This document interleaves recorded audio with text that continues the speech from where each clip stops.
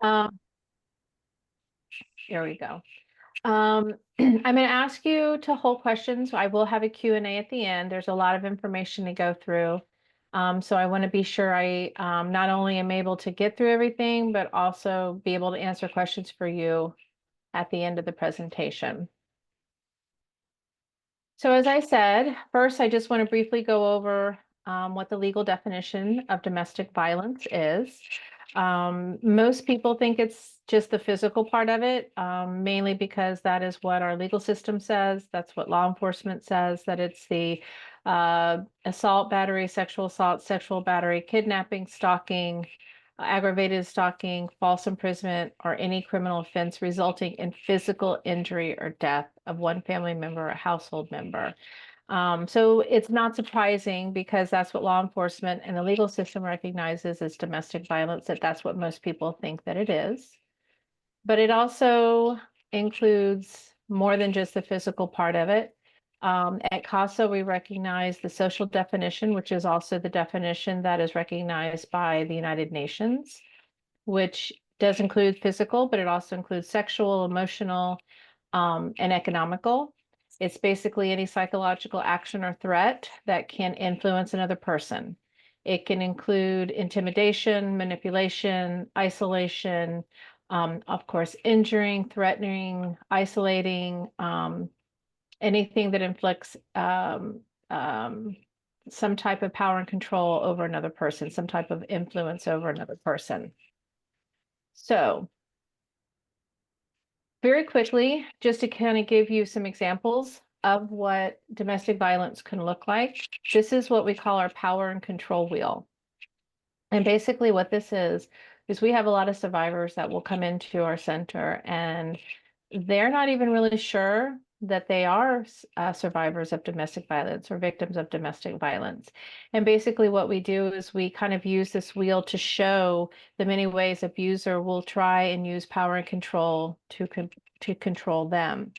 I'll just go briefly through some of them. Intimidation is a big one. It's basically making them afraid by maybe breaking property, destroying property, abusing pets. We had a survivor that came in that wasn't sure if she was a survivor because he never hit her, but every time she would leave the house, he would take a picture of his gun and text it to her and remind her what time she needed to be home or not to talk to certain people, that type of thing. So that's a form of power and control, a form of domestic violence. There's also isolation. We have many survivors that come in that haven't seen family members in several years because they've somehow been isolated away from family and friends. Obviously, an abuser, in order to have control over them, will take them away from the people that care about them the most, the people that may see signs of something going on. So isolation is a big one. There's also emotional abuse, name calling, putting someone down, making them feel less than. There's also minimizing, denying, blaming. There's a term that many people use, you've heard a lot in media and so forth, called gaslighting. Um, Basically making you feel like you're crazy, making you feel like that didn't happen or I never said that, minimizing the abuse, and also blaming the survivor, blaming the victim, saying, well, if you didn't act a certain way or you didn't say certain things, then I wouldn't have to do that. Using the children, unfortunately, is a big one, especially when we have survivors that maybe don't live in the same household as their partner. There's another parent involved. The abuser will use the child to still manipulate and intimidate the victim. We had a survivor that came in who's an adult now, but she said that when she was a little girl, she was forced to visit her father, he didn't abuse children, but he did abuse their mother, and they were still made to go and visit with this person. And he would take them to a graveyard on some of his visitations and show the children the plot that he purchased for their mother and them. This is an 8-year-old and a 6-year-old. So of course the children would not go back to the mother and say anything. So the 6 and 8-year-old was carrying that around. So that is a way that abusers will use the children in order to continue to manipulate and intimidate their partner. There's also economic abuse. This is a big one because about 90% of our survivors that come in, even if they're being abused in another way, they're also being abused economically. And basically what that means is they control the purse strings. We have survivors that will come in that have no idea how much money they have. They don't have access to their money. Somewhere along the lines, they've been forced to quit their job, so they have no means of income. And obviously, if you control the purse strings, then you control where that survivor, where that victim can go. So that's a big one. There's also using privilege, treating someone like a servant, being the only decision maker in a relationship, using gender or education or some kind of stereotype to have power over someone else. And of course, there's coercion and threats. That is where you threaten to kill them, you threaten to kill a family member, and in some cases, you threaten to kill yourself. So those are some of the ways that abusers will try to manipulate and have power control over their victim. So now that we've gone a little bit over domestic violence, what it is, kind of what it looks like, some of the ways that abusers manipulate, we're going to talk a little bit about being a bystander. A bystander is a person who is present but not taking part in a situation or event. A passive bystander is a person who chooses for whatever reason to ignore a situation or to do nothing about it. Unfortunately, with domestic violence, this does happen a lot. A lot of people, even though it's gotten better over the years, it's still sometimes looked at as a family issue. You don't talk about your dirty laundry, so people will kind of pretend it's not happening, or they minimize it, or they just basically ignore the situation and do nothing about it. What an active bystander is people that do something. They try to improve the situation. And that also means even if you see someone in trouble and it's something you do after the fact, you're still considered an active bystander. And let me say that it's not always easy to be an active bystander. It's not always easy to say something or do something or get involved. So being a passive bystander is probably what most people want to do. Being an active bystander, most people want to do as well. It's just more difficult. So helping someone who's going through domestic violence does really start with you. It starts with checking where you're at, how you feel about the situation. As I said before, we're all very much about mental health and taking care of you. So checking in with yourself before getting involved with someone who's dealing with domestic violence is really important. Tap into your empathy. Think about why it is that you're wanting to help this person, why you're wanting to maybe reach out. Know that it's going to be uncomfortable. These conversations are not easy to have, whether it's with a coworker that you think's in trouble or someone in your family. Know that you're not alone. 3 out of 4 women every year are victims of domestic violence, severe domestic violence. So there's a lot of it out there. And just remember, you can do this. This is something that if you felt compelled for whatever reason to get involved, it's something you can do. Just remember to tap into your empathy. Another way to check yourselves is to avoid common hurtful phrases. I would never let anyone treat me that way. If someone treated me like that, I would do this or I would do that. Why do you stay? Why don't you just leave? I do a lot of presentations every year, and many times I will notice facial expressions of folks in the audience that you can tell they're like rolling their eyes or, I would never. And I think if you've never dealt with domestic violence, that's kind of an easy place to go, because I think that I would never let anyone treat me that way is kind of your first reaction. But the truth of the matter is every situation's different. There's a reason why, there's a plethora of reasons actually why survivors don't leave. It's not an easy fix. It's not always easy. So try to go into that state of mind when you have decided to maybe reach out to someone who you think is dealing with domestic violence. Um, you don't know how you would let someone treat you. And it's not easy to just leave. So how do you know if someone is experiencing domestic violence? Um, they become isolated from friends and family. All of a sudden, they're not showing up at things. They're not, whether it's family things, work things, whatever the case may be. You notice that they're very quiet around their partner. For whatever reason, you just notice they've changed, their personalities changed. They seem really scared or worried about upsetting their partner.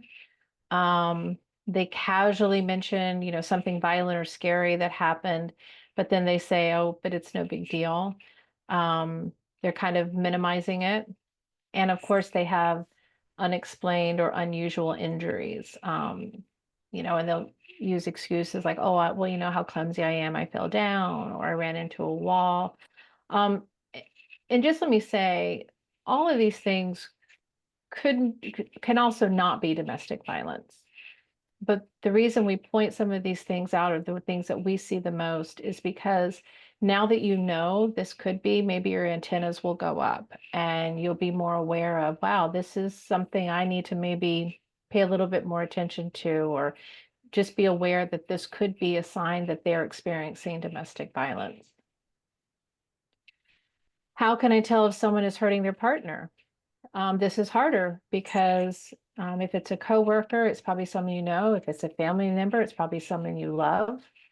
But there are signs that kind of lead to there might be something going on there. They're talking bad about their partner, um, especially in front of their children. Um, you've noticed that they control their partner's activities or finances or social life. You hear them saying, well, I don't let them go anywhere, or, without my permission, or I don't let them do anything, that kind of thing.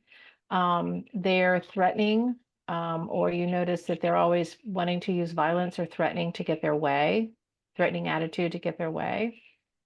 And they minimize their actions.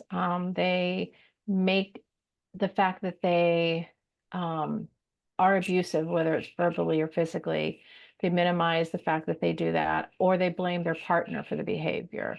As I said before, when we saw the power wheel, there's that minimizing. Well, they're the ones that they bring it on themselves if they didn't act that way, or they make it seem like it's not that big of a deal. But it is a very big deal. When you do decide to reach out to someone or say something, make sure you make the time for them. Don't reach out when things are crazy, when something's just happened, when tempers are flaring. Reach out during a calm time and make sure that you have given them plenty of time to talk. You want to make sure that that person, if they decide to speak to you, can have an open conversation about what's happening. Some of the ways to start a conversation is starting with what we call I statements. I am concerned about something you shared with me. Or, hey, I'm scared. I saw something and I don't know, I'm not okay with it. I just want to make sure you're okay. Um, I just want you to know that I am here to support you. I'm here for you if you need me. Here's what scares me for your safety. Those type of things. When you come from a place of empathy, when you come from a place of I care about you, I want to make sure you're okay, you're going to get better results from someone. But don't try to force someone to open up. Um, Fear and stigma is a huge reason why a lot of domestic violence survivors don't come forward. And it is not an easy conversation, even with someone that they're extremely close to. Probably in some ways even more so because of the fear, the embarrassment, the stigma that goes along with it. So try to move at a comfortable pace. Let the conversation unfold naturally. And the bottom line is just let them know that you're there for them if they need you.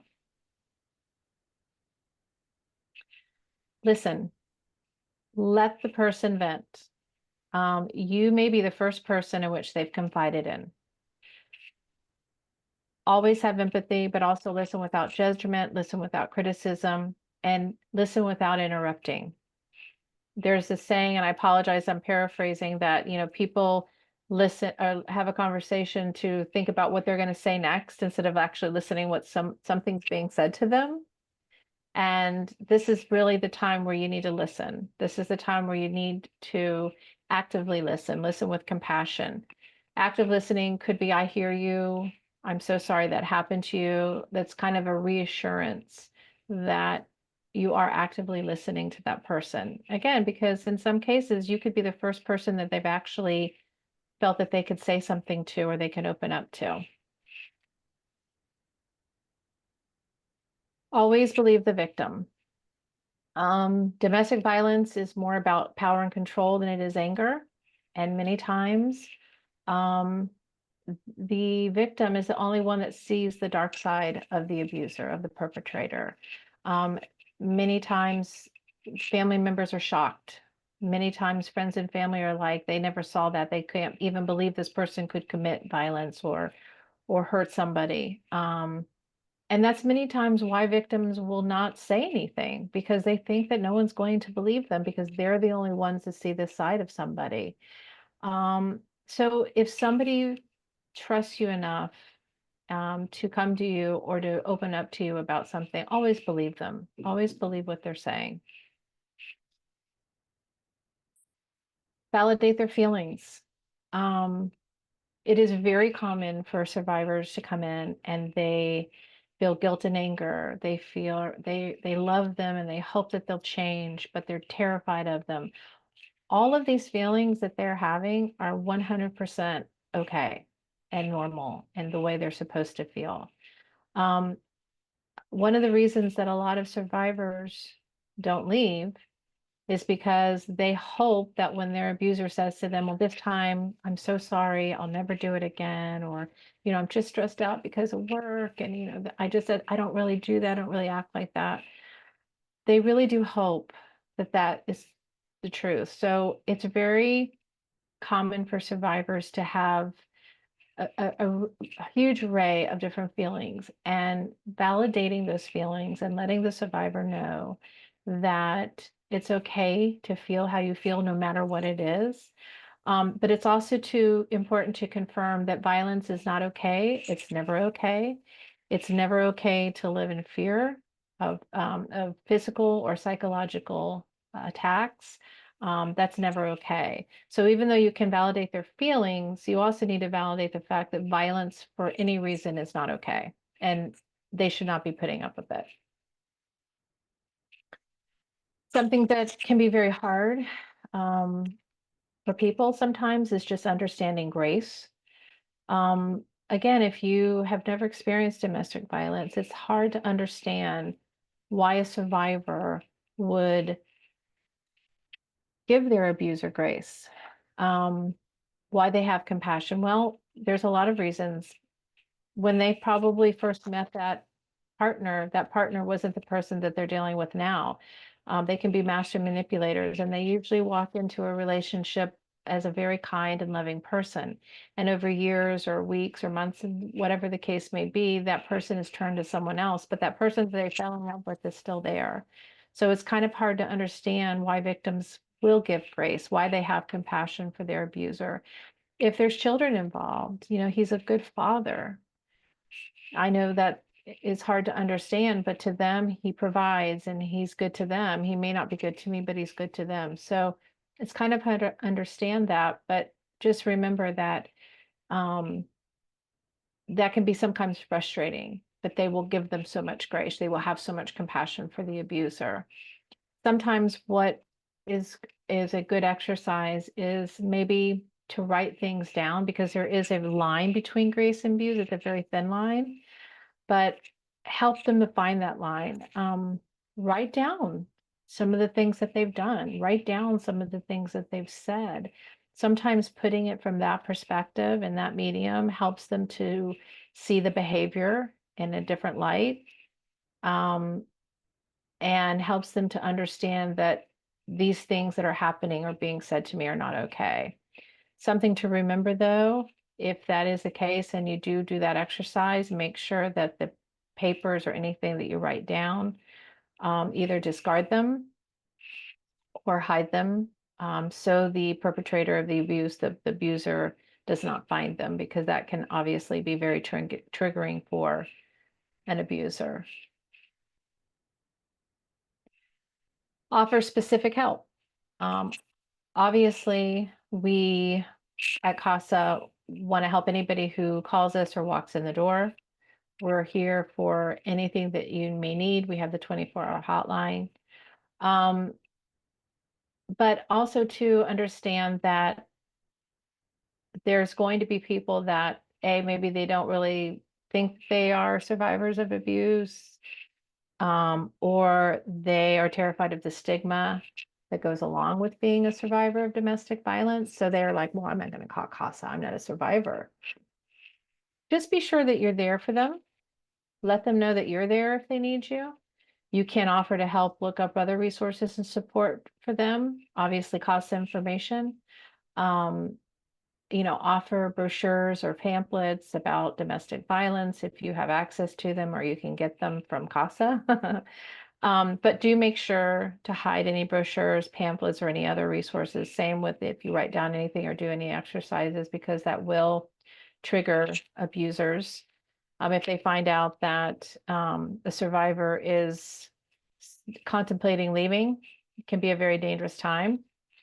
Something that we have here at CASA, I'm going to hold it up. These are called palm cards. I carry them around with me just about everywhere I go, and I leave them in bathrooms. A lot of times, the only time a survivor can get away from their abuser is when they go to the restroom. So I like to leave them as little Easter eggs for something to find. They're tiny, they're small. They can be put into a purse, a wallet, a pocket, a bra. And so they're easy. And also something we do at CASA is we have these for restrooms. They're mirror clings that we put up, and then that way a survivor can use their phone to get information about CASA too. So it's important to have resources and find out what information there is out there, but it's important to be very safe conscious when it comes to offering information to a survivor. Always focus on safety. They can't just leave. I know if you've never been through domestic violence, you don't know anyone who's been through domestic violence. It's easy to just say, well, just leave, just get out of there. That's the most dangerous time for a survivor to leave sorry, I apologize. I said that wrong. That's the most dangerous time for survivors when they leave, because that is when the loss of power and control can change things to deadly. It can trigger lethal action. The majority of deaths that happen to survivors of domestic violence, and not just survivors, bystanders, law enforcement, friends, family, the most lethal time is when they actually leave. And so the number one thing you have to remember when you are trying to help someone who's dealing with domestic violence is focus on the safety. And let them know you're concerned about their safety. Remember the I statements we talked about. I'm concerned, I'm worried. I just want to make sure you're okay. I'm here if you need me. Help them think of a plan of action should violence happen again, or if they are ready to get out of a relationship. Safety planning is something that we do for any person that walks in the door, whether they come to the Family Justice Center or if they call our hotline. We do a safety plan. It's very individualized. Every situation is different, but it's something that you can help them work on. And that's basically helping to think of a plan of action. And also refer them to us to get help. Refer them to one of our advocates. And I tell everyone, any presentation I do, yes, the hotline is for survivors, but it's also for friends of survivors, family members of survivors, anybody. If you think that there's somebody that's dealing with something and you just want questions, more information, then we encourage you to reach out to the hotline and talk to an advocate as well. This is safety planning, some of the things to consider. Consider the danger assessment when you're talking about this person's ready to leave or wanting to leave. Never underestimate what the abuser is capable of. That's for not only the survivor, but yourself as well. Something that we can do here in the state of Florida, especially in where we live, is we can put together a hurricane bag, or we can put together a hurricane box.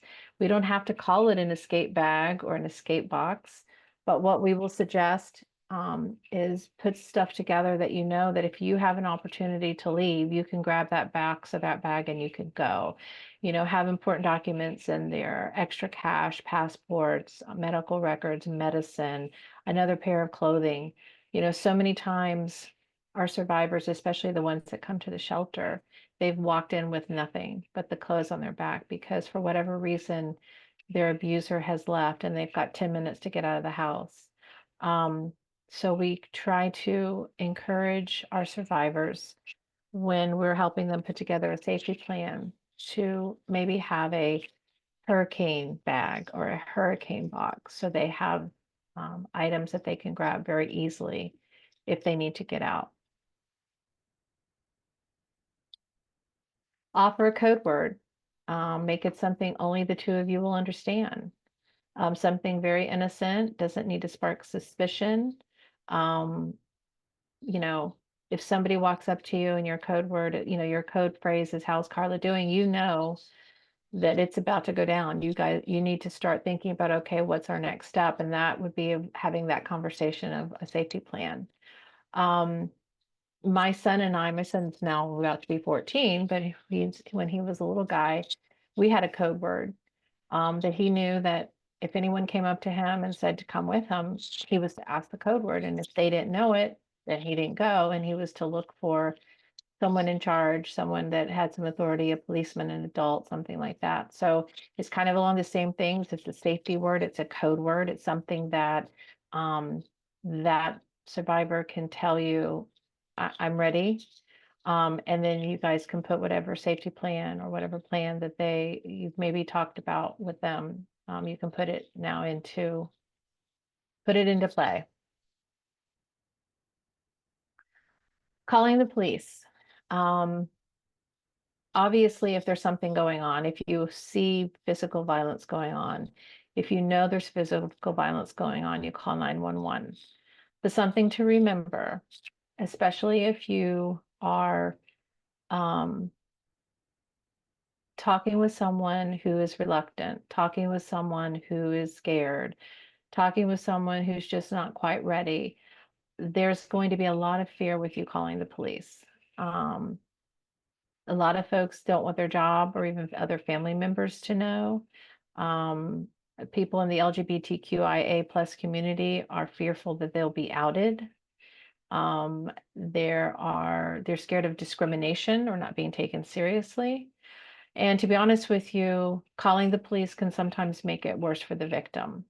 I talk with law enforcement all the time, and one of their biggest frustrations is police have been called because there's been a disturbance.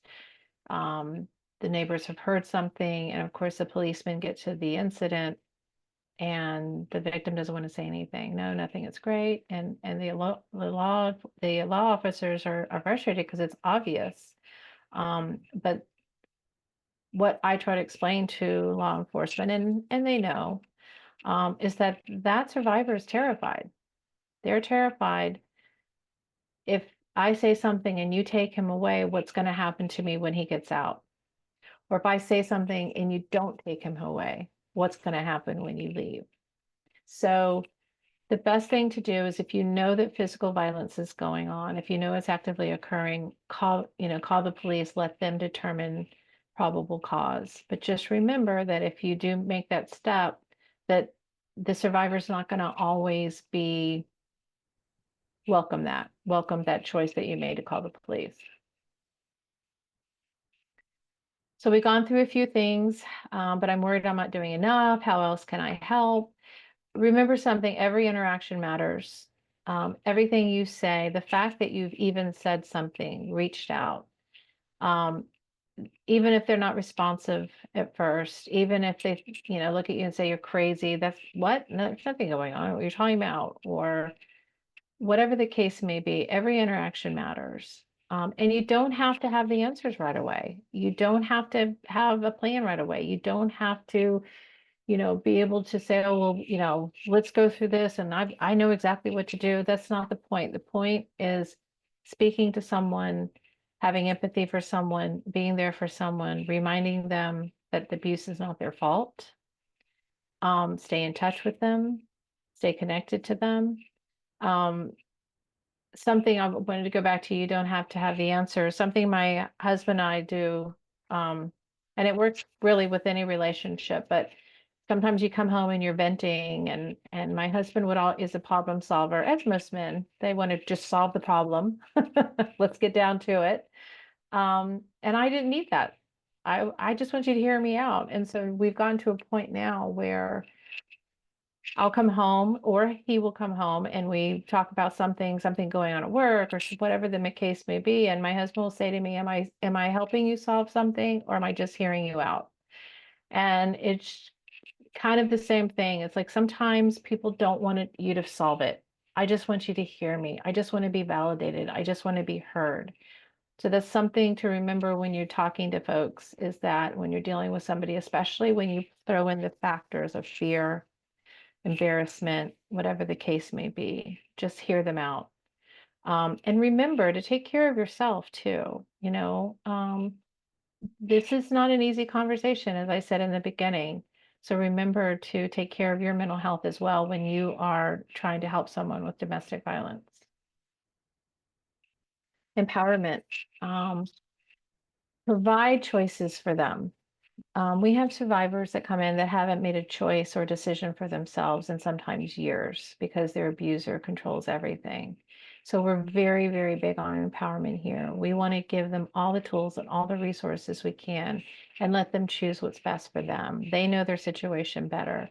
So we just try to identify their strengths. You're so brave. You're so strong. The fact that you even walked in the door today, you should be so proud of yourself. Making sure that they know that they have their strengths and help them build and expand on them, to help them motivate themselves. Remind them of the power that they have, remind them what they're capable of, remind them that they're worthy and deserve respect and love. These are the things to say. I believe in you. This is not your fault. You don't deserve this. I'm concerned for you and your safety. What can I do? And mirror language used by them that reinforces their conversation with you. I was so scared of him. I was so scared that he was going to kill me. I was so scared that she was going to, you know, uh, drive into the house, whatever the case may be. Mirror that conversation so they know that you're listening and they know that you understand what they're saying to you. This is what not to do. Avoid bashing the abuser, calling them names and making them the bad guy, which they already are in the story. They're the bad guy, but don't focus on them. Focus on the behavior and what they're doing. Avoid asking too many questions. Don't interrogate them. I think as humans, our first instinct is we want to know everything and tell me this and why. Meet them where they're at. Let them, as I said before, let them talk to you as they need to talk to you. Let them give the information that they feel comfortable giving you. Don't interrogate them. Don't underestimate the potential danger for the victim and for yourself. Remember, especially when it comes to physical violence, you're dealing with someone who is abusive, and you need to remember that there is potential danger for that victim and even possibly yourself. Don't promise something you don't follow through with. Survivors are used to being let down. And so it's important that if you do decide to help somebody or reach out to somebody, that you don't promise something you can't follow through with. Don't do things to provoke the abuser. Your first instinct may be to text that person or call that person and give them what for. That just makes things worse. Don't provoke the abuser. Just focus on the survivor, focus on the victim. Don't give up. Be patient. Again, you may not always get the response you want the first time, the second time, the 15th time. But if you care about this person, be patient and don't give up. And obviously, don't do anything that makes it more difficult for the victim. So this is a biggie because now you've done it. You've had the conversation. You talked about what's going on. You've talked about a safety plan. You've given them all the resources you can think of, and they finally are like, "Okay, I'm gonna go," and then they don't leave, and that could be very frustrating. It's not your fault. They're not ready to leave. And again, there is a plethora of reasons why they don't leave. But number one is that it's not anything you didn't do. This is something that the survivor has to do on their own. Stay connected with them. Don't give up on them. And check yourself, especially if you're really mad at them, if you're really upset because you feel like, well, I've done all this work and I've given them all this information and they're still not leaving. Being angry at the victim is not helping anyone. And it especially doesn't help yourself. Just remember that abusers are master manipulators. They have exerted power and control over this person for probably a very long time in most cases. And so don't blame the victim. And remember that when they're ready to leave, when they feel like they can leave, they will. Just don't give up. Some of the things to consider when you're dealing with someone who is dealing with domestic violence, I've talked about it a lot, is fear. Because there is lethality involved, because there is the idea of either myself being hurt, my children being hurt, a family member being hurt, a pet being hurt. Fear is the number one reason. But there's also cultural aspects to take into consideration. Um, you know, maybe even with a coworker or something, they may have been raised, for generation after generation in a community where the man is always right, period. Or you don't air your dirty laundry. You don't talk about these things outside the family. This is a family matter. And that's the way they've grown up. And that's fair. When you've grown up in generations like that, it's very hard to break out of that. Also the LGBTQIA plus community, especially gay men, they feel like they won't be taken seriously. And again, a lot of folks in these relationships are terrified of being outed if they are not out yet. So those are things to consider. Undocumented folks, they've been told that they'll be thrown out of the country or their children will be taken away from them. Again, back to the financial reason, 90%. That's a big number. 90% of survivors of domestic violence are also being abused financially, which means there's not a lot of funds. The money's being controlled. So there might be a financial reason they can't get out. Again, a lot of people will stay because of their children. They won't want to leave their pets because the abuser has threatened to kill or torture those pets and they won't leave without them. Physical or mental disabilities, they rely on that person.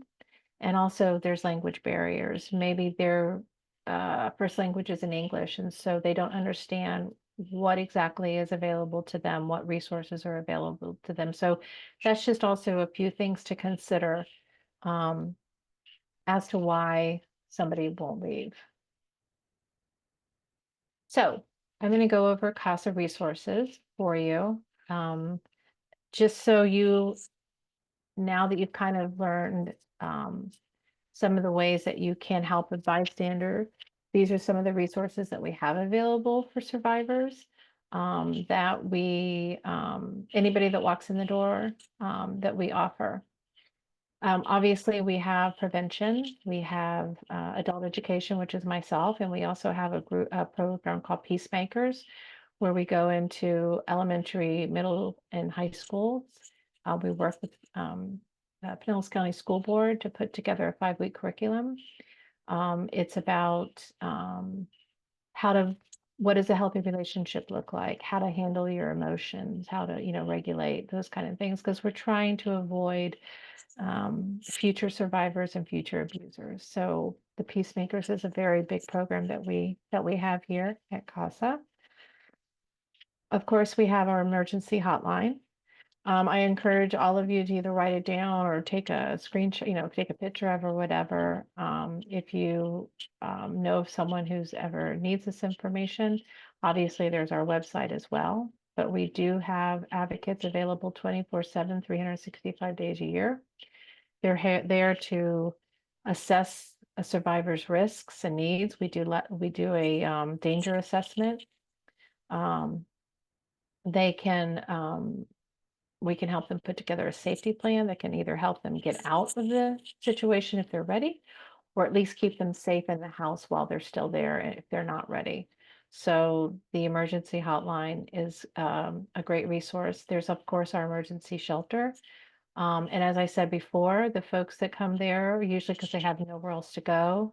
And in, I'd say most cases, it's because they have had to get out of a very dangerous situation very quickly. We offer basically anything that they need when they come into the shelter. It says 45 days. That's actually, most people stay less than that. Most people come to the shelter because they need a place to stay now. Um, and um, and just to regroup and okay, and what's my next step? Something I'm very proud of at our shelter is we have an on-site kennel, which a lot of shelters don't have. We don't want anyone to not leave because if they're scared for their pet. So we have a kennel. You can bring your dog, your cat. We've had an iguana, we've had a parrot, we've had a rabbit, we had a dog that had puppies. So we just don't want any reason for a survivor not to get out of a bad situation, out of an abusive relationship.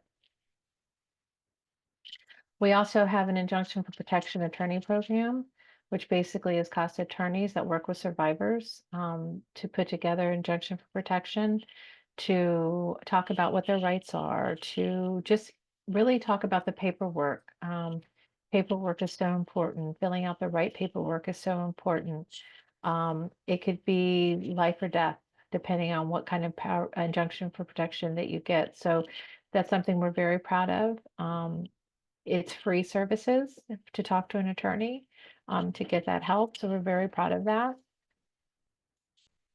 And we also have advocacy for people that not only live in our shelter, in our housing, but we also have it for people that don't. They can come here and they can get counseling and they can get help if they need. They can get childcare at the Family Justice Center. So we basically offer advocacy for survivors who live here, don't live here. And of course, we do have permanent supportive housing, transitional housing, and rapid rehousing, which is probably what's used the most. Our rapid rehousing is basically folks that may have a place to stay, but they don't have the means to put down a deposit, or maybe they have a place to go, but they don't have the means to get there. So we can pay for a bus ticket, that kind of thing. So rapid rehousing is probably what one of our housing services that's used the most.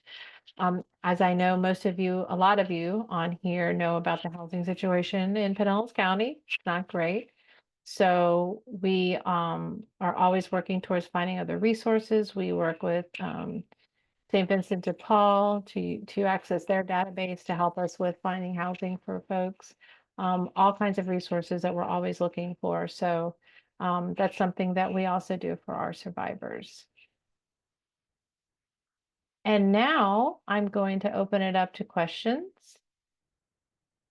If you guys are, oh, let me see. Oh, here we go. Oh, wow, there's everybody. Now I can see your faces. Hello, everyone.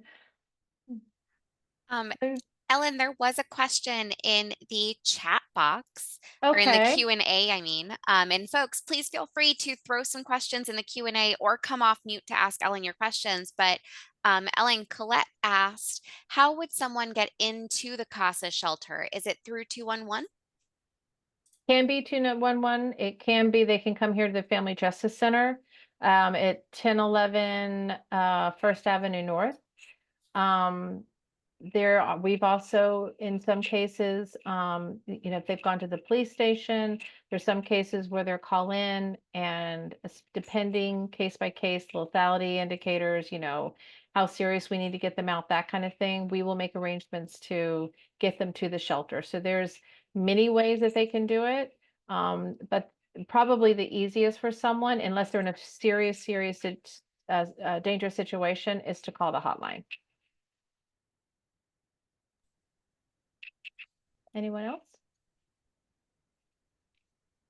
I apologize. I wasn't paying attention to the chat as good as I should have. I hope you were, Victoria. Were you helping me there? Good. Yes, You'll be my co-pilot. absolutely. Thank you. Absolutely. There are no more questions in the chat right now, but I have one. I know that you mentioned, Ellen, CASA has the kennel and stuff so that they can take care of your fur babies as well as your human babies. Yes. But is food available for pets at the CASA Yes. shelter? Yes, absolutely.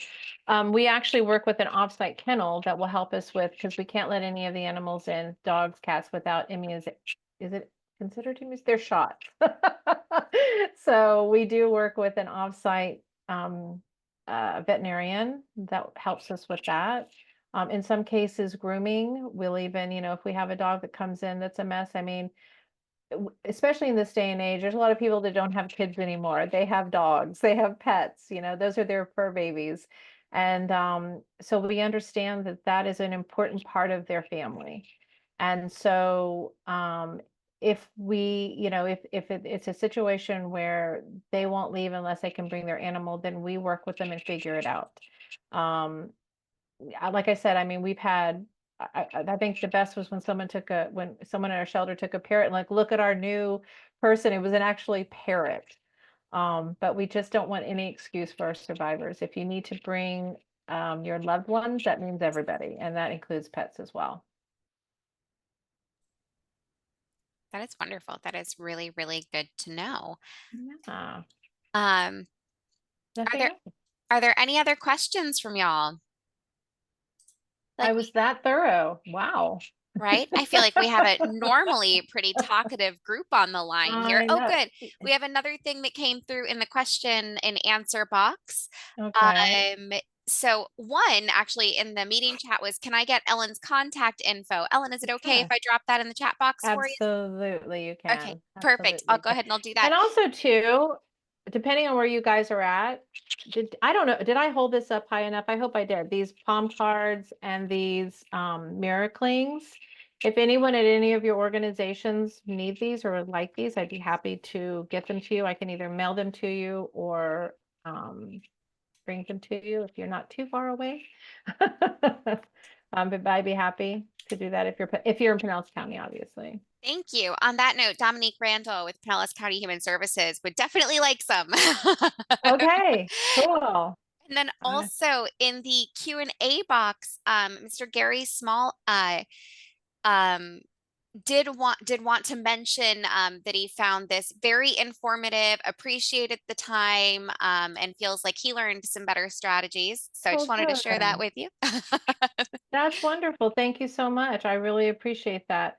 One of the things that we do here is I get graded. So if you wouldn't mind, it's not mandatory, but if you wouldn't mind, use that QR code just to tell me how I did. And also, I very much welcome any additional information that you think I maybe could have added or should have added, or you would like to know more about in my presentation, because I've actually revised presentations because of some feedback that I've gotten from folks that I've done in presentations, like, well, wish you had added this, or wish you talked a little bit more about that. And it was warranted and it should have been added. And so I welcome any kind of feedback that you may have. Thank you. Thank you very, very much. Is there anybody else who has a question for Ellen. And oh, you know what? I'm sorry, you're right. I copied and pasted Ellen's signature, but that did not include her email address. Thank you for pointing that out, Grace. I'm going to update that right now and I'll send that to you. Yeah, Oh, we did have one more question come through in the sure. chat. Perhaps I missed this. I was wondering if persons are referred for PTSD and trauma treatment. If there's domestic, we are domestic violence center. So if they have, if those are reasons, the domestic violence is a reason that they're dealing with that, yes, absolutely. We have a lot of folks that come in that have PTSD. So yeah, A great question. absolutely. I appreciate this, y'all. Keep the questions coming if we have them. We do have 7 more minutes with Ms. Williams, so this is the time to get your questions answered. No more questions. I guess Well, not. Well, I never know if that's a good sign or a bad sign. It's like I bored them to death. They have nothing to ask me, or I just gave them so much information they have nothing to ask me. I'm going to go with you were brilliant, and this was very That's thorough. what So I'm gonna think too. thank you, Perfect. I love Ellen. it. And oh, there was another question. Oh, Thank you, sure. Latoya. What is the process for the shelter intake? I got a lot of clients reporting that you are full. Well, it really depends. Everything's timing. I just overheard actually where I said I sit kind of in the middle of a lot of the advocates that call. We just placed somebody in the shelter this morning. I know that for a fact because I overheard it going on. So it's really a timing thing. It's really when they reach out, if there's availability. The issue is that there's 100 beds and it is usually always full, but there is a time limit. And if we can get somebody in, we will do everything in our power to do so. And if we, for whatever reason, if the shelter is full, then we reach out to other resources. Reach out to other shelters. We reach out to other organizations, especially if it's a situation where somebody's life is in imminent danger. We will work whatever we can do to get that person out of harm's way. So I can't speak for every single person. I don't know. I do know the shelter's full a lot, but it does empty out. And I know that literally this morning I overheard them. They were getting somebody and her kids over to the shelter. So it does open up. It just is timing, I believe. That was an excellent question, Latoya, and thank you very much for answering that, Ellen, because I think that was probably a question a lot of us had but didn't know we should ask. So thank you again. Yeah, no, absolutely. It's frustrating for us too. I mean, that's our role is to help anybody who comes in here that's dealing with domestic violence. And so, we understand the frustration, we understand and we really do everything in our power to help them. And it just really is a case by case. It is a timing thing, but if we have the room, we will get them in. Awesome. Well, thank you so much. I really appreciate all You're of your help. welcome. And oh, there was one more comment. We do have a few more minutes, so I'll go ahead and I'll read this one off. Sure. I wanted to say that using code words or gestures is definitely something that is extremely useful, as you said previously. That type of training is done in the military so that if you are in danger and you are coming through the gate, you are able to provide a code that sounds like normal military lingo for a normal civilian, but would alert the guard so that other personnel can react and get that person out of danger. Wow. See, I didn't even know I didn't either. that. Thank you for teaching us, Mario. I know. Thank you, Mario, for that information. I actually saw that when my son was a little guy. I one of those, I don't know, 2020, one of those programs where they talked about having a code word, and I just thought that was a brilliant idea. And then when I saw that this was another way of helping a survivor, I thought, wow, there's something to say. Well, now I know it's from the military. That's good information to have, Mario. Thank you. It is. Yeah, I'm gonna mute myself real quick. Yeah, it really is. They even use so like if it's gestures, every so often they change it, but it's basically like a number gesture that you use with your fingers, or your hand, right? Like the gate guard can just just randomly like throw up 3 fingers, but let's say for that week or that month, like the number is 7 and he does 3 and you don't do 4, that, it doesn't add up to, I'm sorry, he does 3 and you do what is equivalent to 7, then that means you're in danger and you're not even saying anything. And it looks like you're just saying hi or something like that. You know what I mean? Wow. Those are things that are constantly in practice and in play on a military base. That's very interesting to know. Thank you for sharing. I can't wait to go share that information now. Thank you for that. Yeah. So thank you for taking me down memory lane. Oh yeah, I bet. I bet. And then, there was another, y'all were slow with these questions, but I'm glad they have come through. There is another Good, question I'm glad. from Yeah. Miss Colette. She is asking, just to clarify, this shelter, so CASA shelter, is for women living in a DV situation currently, Yeah. not a shelter for someone who has had DV in the past. Is that correct? Well, we do sometimes, because once you come to our shelter, you have a caseworker. It is, if you are dealing with the abuser again, let's say the situation happened in the past, and again, it's case by case. Something happened in the past and, there's something else going on, or they're starting to stalk you, or there's, another situation happening. It may not be that the domestic violence happened immediately right then and there. It just depends if somebody has been here before, has had a caseworker with us before. But I would say probably the majority of folks that come is an incident has just happened. Because the thing with the shelter, a lot of people think that shelter is what we do, the most of what we do. And it's actually a very small part of what we do. Because the people that come to our shelter, we're the last, we're it. And they have literally nowhere else to go. So, most people thankfully can say if something terrible like that would happen, they can go to a friend or a family. They have a couch to sleep on, that kind of thing. But in this situation, when they come to our shelter, they're in a pretty dire strait. So it's usually something has happened. I would say the majority. I appreciate that. And then we have 1 minute left. So just before we go, Okay. Ellen, I did just want to clarify. I know that question had mentioned just women, but I want to make sure that everybody on this call knows. And Ellen, please correct me if I'm about to say Yeah. anything incorrect. CASA is not available just to people who identify as female. CASA is available to all Absolutely. survivors, not just those who identify as female. So men, women, non-binary people, youths, seniors, CASA is there to help everybody. So I just want to make sure that Absolutely. that gets shared. Yeah, and thank you for pointing that out, because as an advocate, you get kind of stuck in that, because the majority of domestic violence survivors are female. However, it is absolutely across the board.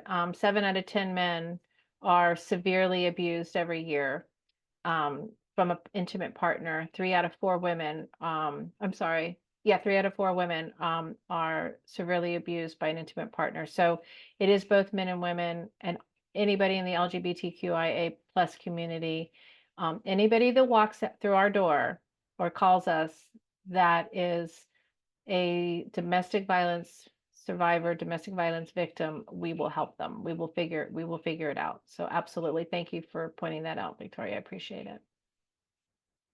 Absolutely. And that's it. That's all we have for time. Thank you very, very much, Ellen. I really appreciate you leading this training. Thank you, everybody, for your amazing questions and thoughts. If you do need a certificate, please go ahead and stay on after everybody leaves, just so I can make sure that I get your information. And then don't forget to join the COC for June 17th training. We will be hosting a virtual motivational interviewing and the stages of change training hosted by Housing First University. So thank you, everybody. And again, thank you, Ellen. Thank you, everyone. Have a wonderful afternoon. Thank you.